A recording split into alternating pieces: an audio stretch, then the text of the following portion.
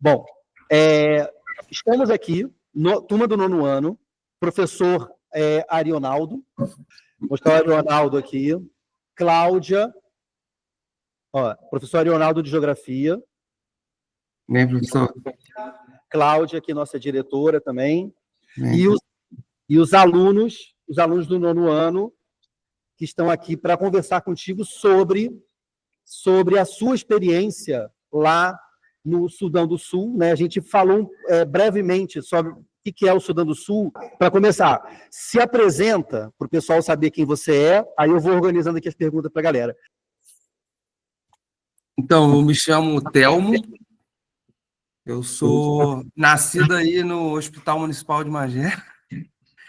Eu vim há 8 anos para sair do Rio de Janeiro, já faz uns 8 anos. Eu fiz um concurso aqui para a Polícia de Santa Catarina e durante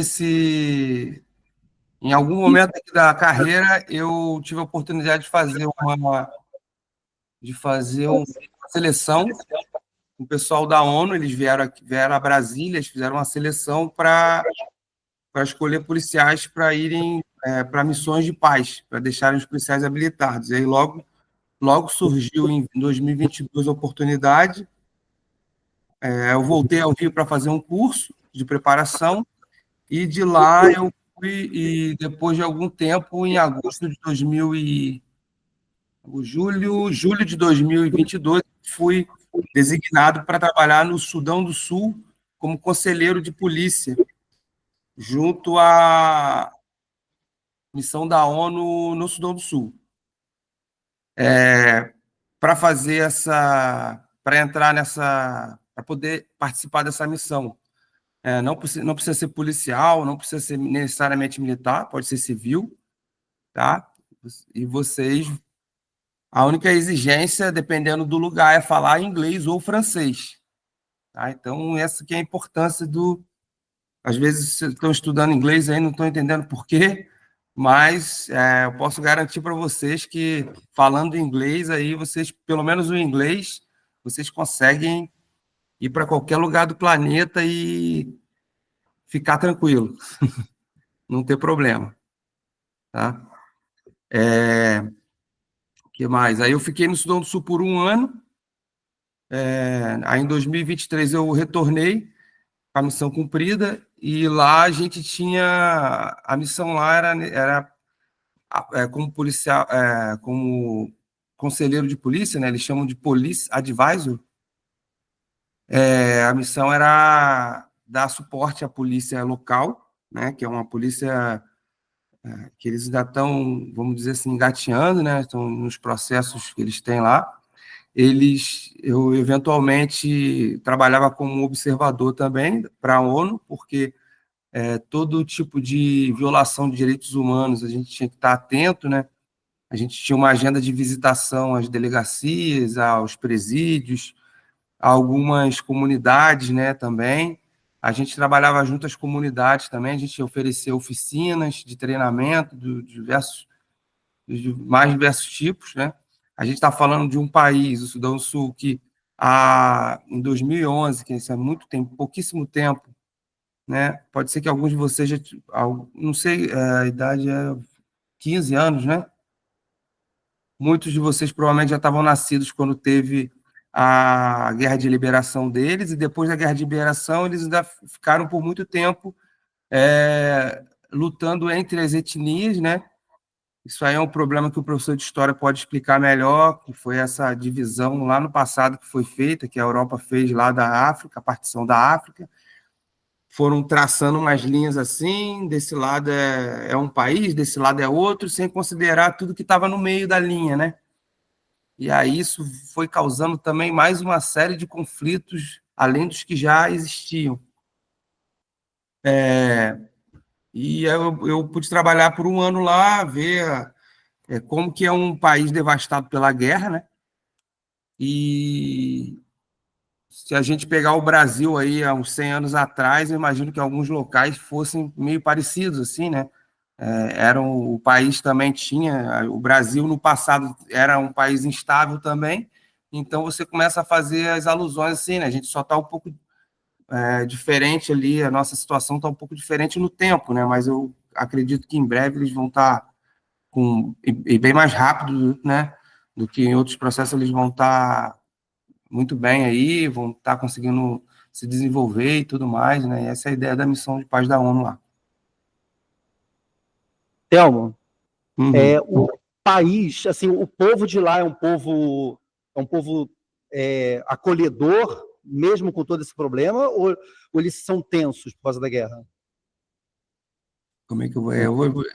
Assim, eles são desconfiados, né? Eles são desconfiados, vamos dizer assim.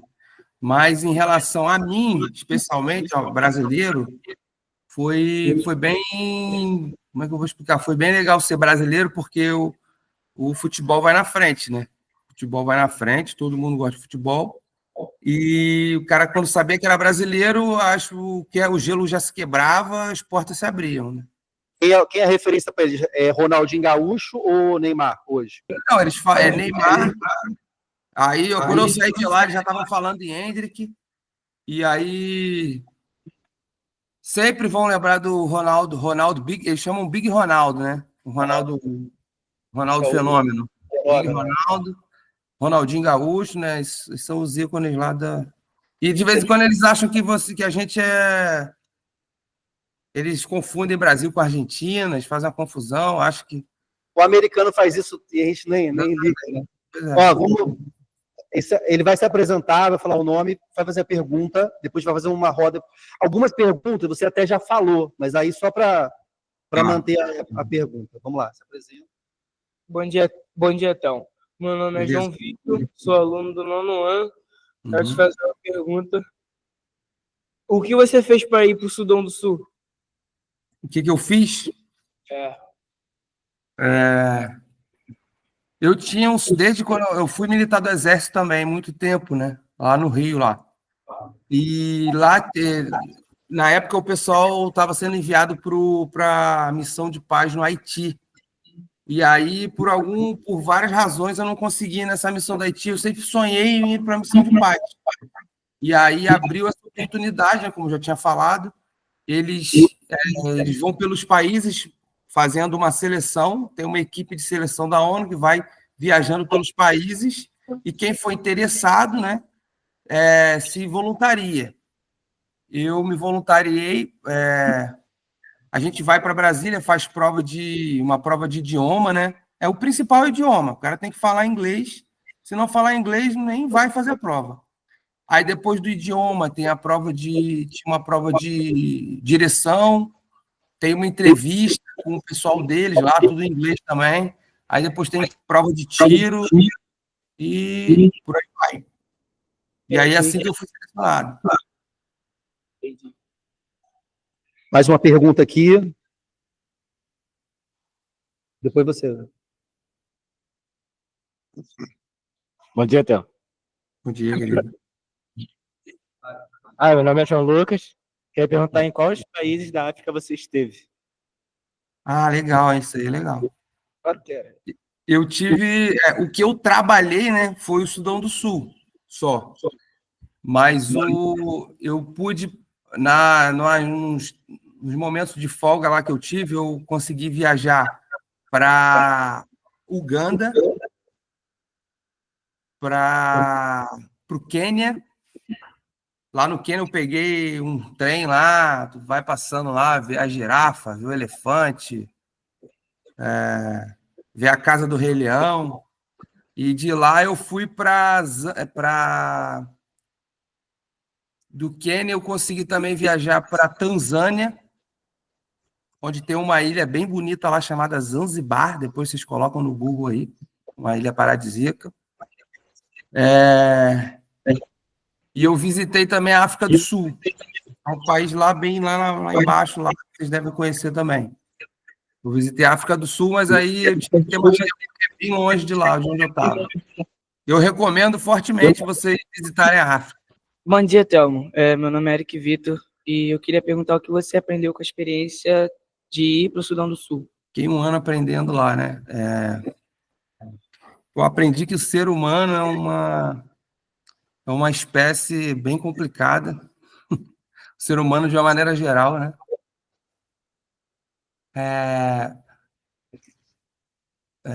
Mas o que eu mais... eu fiquei estudando muito sobre a África antes de ir, né? As nossas... Apesar de eu ser um homem branco, né? Fenotipicamente branco aí, a gente tem... temos nossas raízes, né? Várias práticas nossas estão ligadas à África. E foi bom poder ver de onde que vem tanta coisa nossa, né? De onde vem tanta coisa do comportamento do brasileiro, de religião, né? De comida. Nossa, comida muita coisa era parecida, eu fiquei bem à vontade lá. Então foi. Mas eu aprendi que o ser humano ele precisa precisa de mais amor mesmo, assim, precisa conversar, né? Então, na missão lá durante a missão, o tempo todo era isso, né? Por exemplo, tinha a delegacia que ela não existia fisicamente, não era uma, então a gente parava para conversar debaixo de uma árvore, né? E tudo lá no Sudão do Sul, quase tudo se resolvia sentado debaixo de uma árvore. Então, acho que o que eu mais aprendi foi a diplomacia, né? Aprender a resolver as coisas conversando,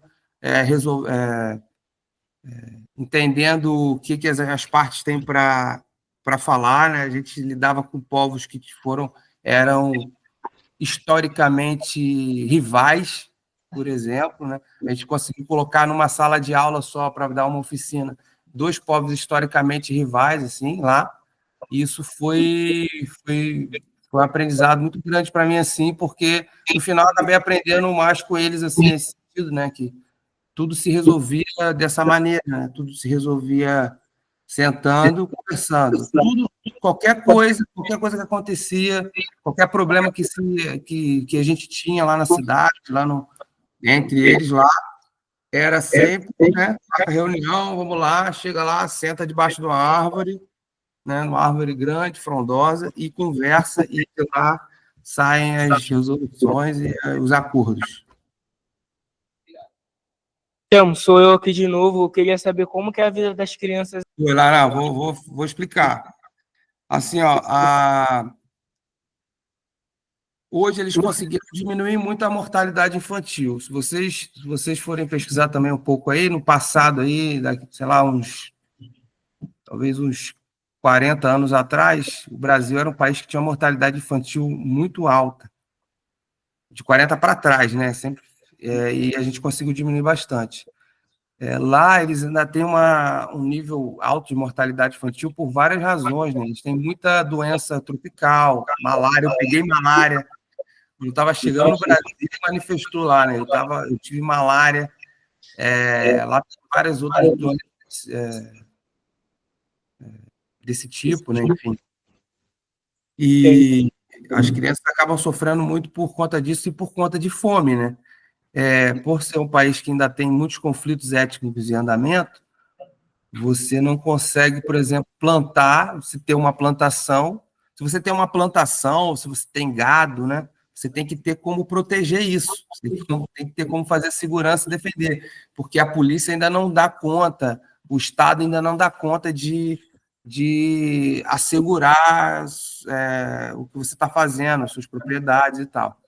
Então, tudo que, por exemplo, se tem um pé de manga num lugar, por mais distante que ele seja, você nunca vai ver uma manga amadurecer, porque alguém vai lá, vai pegar a manga antes dela de ficar madura e vai comer ela verde. Então, é um país que ainda está sofrendo muito com fome. Então, esse é um problema para as crianças.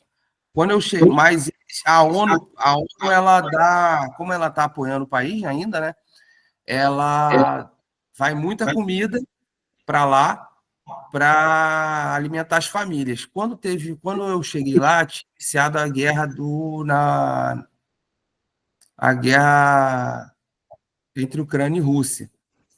E aí a quantidade de comida, por exemplo, a Ucrânia era uma produtora de alimento também. o fluxo de comida se inverteu, né? Foi muita comida para a guerra e menos comida passou a chegar ali no Sudão do Sul, na região que eu estava. E esse foi um problema meio grave, porque as famílias, só as famílias que tinham criança que continuaram recebendo comida, né? De problema de comida, eles sofrem bastante. Então, eu cheguei a encontrar gente que fica 3, 4 dias sem comer nada. Fala, o que você faz? Não, eu tomo uma água antes de dormir e vou levando a vida. Então, essa parte é bem doída, assim, de ver acontecer. Entendi, obrigado. Telmo, a Sim. Leandra fez uma pergunta. Vem cá, Leandra. Uma pergunta minha antes, rapidinho. Vem cá, Leandra. Tem a ver também. Você foi pela ONU, certo? Sim. Então, como é que é o suporte da ONU? Assim, o suporte é 100% ou, por conta dessa dificuldade de logística, acabava faltando alguma coisa para vocês? Olha, como é que eu vou explicar? A ONU se esforça, assim, para manter a gente com uma certa dignidade ali. Mas como é que eu vou explicar? É complicado mesmo, a logística é complicada. Por exemplo, eu fiquei num lugar, eu ficava num estado de Bor, né? Eu fiquei num lugar chamado Bor, que é o estado de Jonglei. Nesse estado, eu tinha mais 2 ou 3 lugares que eu tinha que ir, que eu era designado para ir. Não, eram 2 lugares, né? Eu era designado para ir, eventualmente, se passar 15 dias, um mês. Um era na fronteira com a Etiópia e o outro era mais ao sul do país. Assim, na base que a gente morava era bem melhor, né? Eu tinha um container, eu dividi um container com um amigo lá do Nepal. Então, a troca cultural é bem interessante dentro do compound, né? Dentro da base da ONU. Eu tinha como fazer tudo que eu precisava ali. Eu tinha como me alimentar, né? Tem um restaurante lá uma comida mais ou menos lá, e uma comida local era meio cruel assim, mas era boa, eu gostava da comida. E só que, por exemplo, quando eu fui para esses lugares, fui designado para esses lugares, eu levei comida achando que ia dar, né, para um mês todo, por exemplo. E em 15 dias minha comida acabou. E aí eu tive que ir me virando com o que tinha no lugar, né, na cidade, uma cidade assim, acho que era o pior lugar. Quando eu estava lá, era o pior IDH do mundo, né? Não sei se o pessoal sabe aí, mas IDH, né, é o Índice de Desenvolvimento Humano, era o pior do mundo. E eu estava no lugar ruim, que o pessoal dizia que era o pior lugar do pior IDH do mundo, né? Então, tipo assim, eu tive um lugar complicado, assim, né? Eu não sei, agora eu já estou um tempo fora do Rio, não sei nem como comparar, não tem comparação. Pensa num lugar ruim, assim, e multiplica por 10, assim. Eu estava e assim, para conseguir comida, né, era bem difícil, né? Você tinha que ter cuidado para não pegar uma doença, comendo uma carne de boi lá que o cara estava cortando, enquanto os cachorros estavam lambendo, né, couro, tudo. Era complicado. Aí eu cheguei a emagrecer, em um mês eu cheguei a emagrecer 8 quilos, assim, bem rápido, assim, porque... Eu ia te perguntar isso. A Leandra vai fazer uma pergunta que tem a ver com essa questão. Bom dia, Telmo. Meu nome é Leandra. Como que era o dia a dia das pessoas no Sudão do Sul? O dia a dia?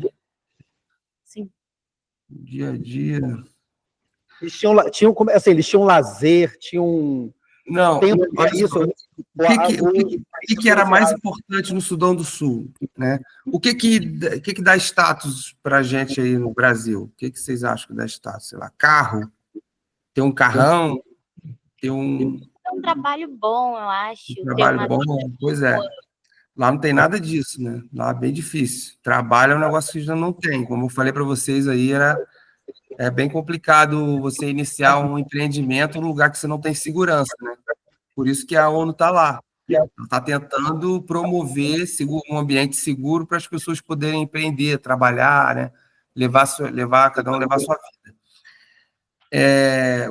importante lá no Sudão do Sul? Ter boi, tá? Boi é mais cabeça de gado. Então, quanto mais cabeça de gado você tem, mais poderoso você é. Não interessa se você vive num casarão, ninguém quer saber. O cara quer saber quantos bois você tem.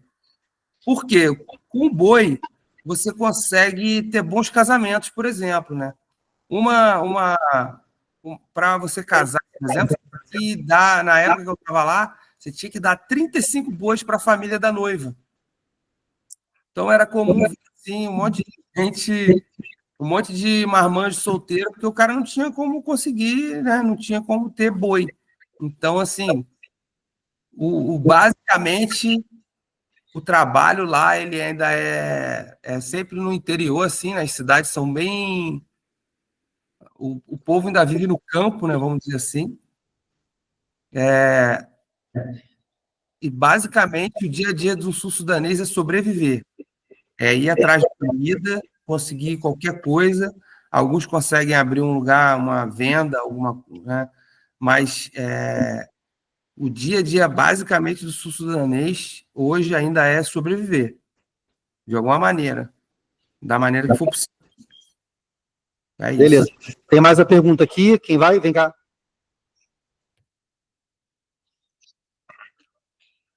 Opa, eu de novo.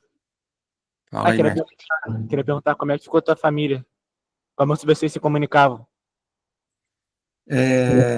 Na base principal, eu consegui me comunicar bem, assim como eu estou falando com vocês. Tinha uma internet boa, né? Há um tempo atrás não tinha, mas aí já tinha uma internet mais razoável. Não era essa qualidade de internet aqui, né? Um pouquinho pior. Mas nos lugares onde nos postos avançados lá que eu fiquei, eu ficava até dias sem falar, né? Até um áudio de WhatsApp era difícil de mandar. Então, eu tinha que mandar mensagem escrita, assim, porque era bem difícil e caro na internet também. Era difícil e caro. Mas foi um ano, né? Foi um ano sofrido ali. Eu consegui encontrar a minha esposa duas vezes ainda, nas folgas que eu tive. Mas o Brasil mesmo, eu só voltei depois de um ano. Fiquei um ano fora mesmo do Brasil. Essa parte é meio complicada. As primeiras semanas ali, o cara quase todo dia chora, mas depois ele vai acostumando. Mais uma perguntinha. Depois tem um professor que... Oi, bom dia, eu sou Ana Clara e queria perguntar que conselho você daria para uma pessoa que vai para o Sudão do Sul em uma missão humanitária de paz? Tem uma lista. Deixa eu ver um mais importantes aqui.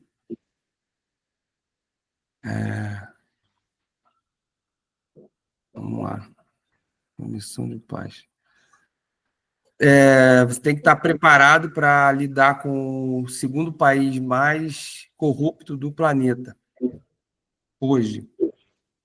Acho que tem só um outro país lá no Oriente Médio, parece que é pior. Mas eles sempre esperam propina, eles sempre esperam alguma atrapalhar o pessoal do Estado, né, que eu digo, né? Eu acho que uma outra dica para as mulheres, né, é ter muito cuidado, assim, sempre procurar estar acompanhada, porque o Sudão do Sul é um país muito muito patriarcal, assim, bem machista. Os homens tem uma coisa lá de casamento infantil ainda, que a gente era uma das coisas que a gente tentava lutar contra, assim, que a gente tentava sensibilizar as pessoas, né? Mas os papéis sociais são bem separados ali, né? Mulher fica carregando água, criando, cuidando das crianças, fazendo comida, e o homem vai para... Já não se caça mais, porque não é bem difícil caçar, né? Mas o homem fica lá, às vezes, de perna para o ar, fazendo às vezes nada. Enfim, lá o cara pode ter, sei lá, 2, 3 esposas, desde que ele tenha bastante boi. Então, você tem que estar preparado para o choque cultural, né? Tem que estar preparado para o choque cultural e tem que ter cuidado, porque tem que ter cuidado porque ao mesmo tempo que você tem que respeitar a cultura da pessoa, no caso de você estar numa missão humanitária pela ONU, você tem que seguir diretrizes colocadas pela ONU. Então, eventualmente, você não vai poder aceitar alguma coisa, eventualmente você vai ter que ir contra, vai ter que informar os escalões superiores, né? Então, você tem que estar preparado para atuar, assim, tem que ter muita iniciativa. Eu acho que ter iniciativa e atenção é o principal. Telmo? Sim. Opa, bom dia.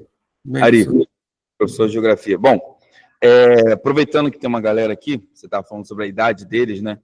E ouvindo tudo isso que você falou, a gente fica imaginando o que passou pela sua cabeça antes de ir, né? O que você passou por lá e agora como que você deve estar diferente, né? Eu acho que você tem a oportunidade agora de falar aqui com 20 alunos, não é isso? 21, sobre essa experiência que você teve lá e sobre essa coisa de encarar um desafio, né? Eu acho que essa galera está terminando, né, 9º ano, vai para o estado, então acho que você tem a oportunidade agora, de repente, usando a sua experiência, né, dar conselho, não sei, mas o que você poderia falar para essa molecada aí que ano que vem não vai estar mais aqui e que, de repente, vai estar, guardada as devidas proporções, claro, vai estar tendo um desafio na vida deles e a sua experiência pode ser uma referência para eles aí. Aproveita aí o espaço que é seu. Beleza. Pessoal, assim, ó, a gente tem muito, como país, assim, né, eu acredito que o Brasil precisa melhorar muito, né, mas a primeira coisa que eu digo para vocês é que a gente tem, apesar de todos os problemas, né, vocês estão enfim, não sei se vocês chegam a estar tendo um ciclo de palestras, mas está tendo um ciclo de atividades aí relacionada à Semana da Consciência Negra. E o que acontece? Apesar de tudo, temos um país que ainda, aos trancos e barrancos, ainda dá oportunidade para vocês. Isso que vocês estão fazendo aí, vocês têm uma sala de aula fechada, eu estou vendo 4 ar-condicionados e eu estou vendo 5 ar-condicionados e 2 ventiladores. Lá eu vi sala de aula ao relento, só um quadro branco, um quadro negro assim, erguido, as crianças e uma tapagenzinha só, as crianças estudando como era possível. Tá? Uma criança lá de 5, 10 anos de idade, ela já fala inglês e mais uma outra língua. E, de repente, fala até árabe, dependendo da família que ela cresceu. Então, assim, eu acredito que vocês, como a vida que a gente tem no Brasil, né, apesar de ser muito difícil em vários aspectos, apesar da desigualdade, né, vocês têm uma oportunidade, assim, que muitas pessoas em muitos países, eu conheci muita gente de país asiático, eu trabalhei com muita gente de um monte de país africano, e assim, ó, a vida é muito mais dura em outros lugares, vocês têm uma oportunidade aí especial, vocês estão tendo a oportunidade de estudar assim com calma, com tranquilidade, com um ambiente todo em torno de vocês que ajuda a isso, né? A gente sabe que cada um tem os seus problemas pessoais, na família e tal, mas apesar de tudo isso, assim, a escola no Brasil, por mais que a educação pareça falida para algumas pessoas, é muito melhor do que na maioria, sei lá, em mais da metade dos países do mundo, né? Eu estou falando isso só do que eu estou conseguindo ver nesse quadro aqui, tá? E vocês já estão se encaminhando aí, né? Tem gente que nem todo mundo vai querer fazer faculdade, né? Tem gente que não, enfim. Eu aconselho fortemente que vocês nunca parem de estudar. Independente do que vocês decidam fazer da vida de vocês, vocês precisam saber que estudar vai ser para sempre. Ou então vai ser muito difícil a vida. Mais difícil do que ela já geralmente é. tá? Ah, eu estou falando isso, não estou falando só de educação formal, não, estou falando que vocês vão ter que estudar, no que vocês forem trabalhar, vocês vão ter que continuar estudando, vocês vão continuar se atualizando, o mundo está mudando muito rapidamente, né? As coisas estão indo de uma maneira cada vez mais veloz, vocês precisam estar adaptados e estar prontos para isso, tá? A vida vai trazer, as oportunidades vão aparecer para vocês, elas vão aparecer. E só quem estiver preparado é que vai conseguir fazer o que quer, né? Não necessariamente o que quer, mas vai conseguir sair, de repente, de uma condição social que não é mais satisfatória. Eu estou falando isso para vocês porque eu fui nascido e criado em Magé. E eu tinha uma percepção da vida até sair de Magé. Até eu sair do Rio de Janeiro. Depois que eu saí do Rio de Janeiro, eu tive uma outra percepção das coisas. Então, às vezes, a gente se acomoda também. E eu digo para vocês assim, o mundo é muito grande. O ser humano é parecido, mas o mundo é muito grande. Tem muita coisa para vocês viverem. E eu gosto de encorajar assim, o jovem a ganhar o mundo mesmo e fazer o que dá na telha, mas nunca para de estudar, tá? Nunca para de estudar. Falar inglês não é uma necessidade, falar inglês não é algo a mais. Falar inglês é uma necessidade. Falar inglês é básico, é quase como falar português, tá? Então, assim, não para estudar, assim, não se iludam também, né? Ah, vou estudar, vou ficar milionário, alguma coisa desse tipo. Não é isso que eu estou falando. Estou falando que estudar nunca vai... Primeiro, nunca vai ser suficiente. E estudar, vocês nunca vão se arrepender de ter estudado. Assim, é bem difícil alguém se arrepender de estudar, tá? Não sei, eu queria falar mais, para poder ser mais inspirador para vocês. Mas, enfim, vocês têm que buscar inspiração das coisas também. A vida, como ela é, nem sempre é inspiradora, ela é meio cruel. Então, vocês vão ter que buscar dentro de vocês isso aí, entendeu? É isso aí. Show. É isso. Tem mais uma pergunta aqui, e a gente vai encerrar, por causa da gravação também, que tem um tempo. Como você avalia a situação política atual no Sudão do Sul? Como é que A foi situação política. que você chegou lá de uma forma, mudou ou não? Sim, não. As coisas estão melhorando muito rapidamente, né? Quando eu cheguei lá, eu tinha mandado umas fotos, tipo assim, ó. Lá tem a estação seca e estação chuvosa, né? Então, há 6 meses do ano, a metade do tempo que eu estava lá foi debaixo de chuva e pisando em lama, andando de galocha.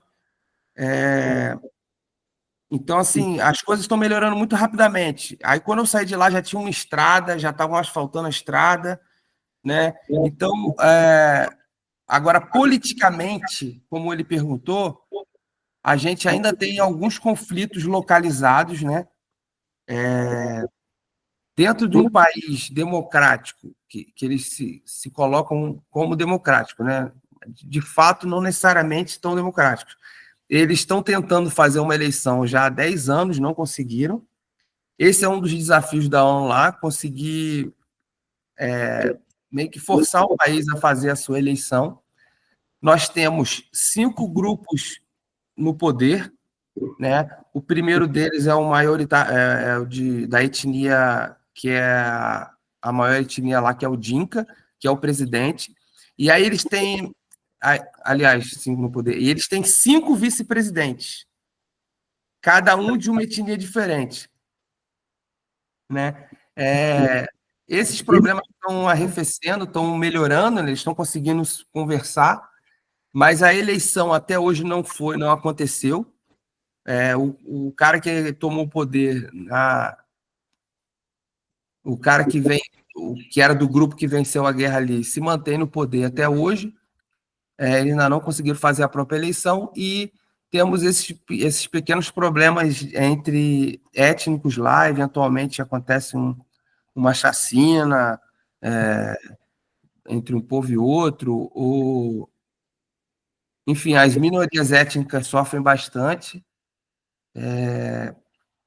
e esse basicamente é o problema do Sudão do Sul. Esse basicamente é o problema do Sudão do Sul. Então vamos lá. Vem aqui, Ana Clara quer fazer outra pergunta, e aí eu vou fazer mais uma, e aí a gente encerra aqui. Vai, faça a pergunta. Queria saber se você ainda trabalha na polícia ou algo assim. Eu trabalho, sou policial aqui em Santa Catarina.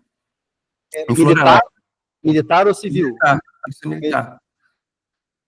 A minha pergunta, você não tem filho, né? Já perguntei para fonte segura. Já a pergunta que eu faço vem cá, Roberta. A pergunta é, se você tivesse filho, você encararia esse desafio ou você foi justamente porque você não tinha um boneco e quer contar essa história depois? Não, provavelmente não, né? Provavelmente não iria, a não ser que já fosse uma criança já mais velha, assim. Porque eu falei se eu tivesse, porque minha família não é daqui também, né? Ou se, de repente, se eu tivesse... Conheci muita gente lá que tinha filho pequeno lá e é porque o apoio... Tipo, a família africana, por exemplo, os meus amigos dos policiais da África mesmo, ali do entorno, todos eles tinham 4, 5 filhos e mulheres também. Por quê? Porque a família na África, essa concepção da família ela é menos nuclear que a nossa, né?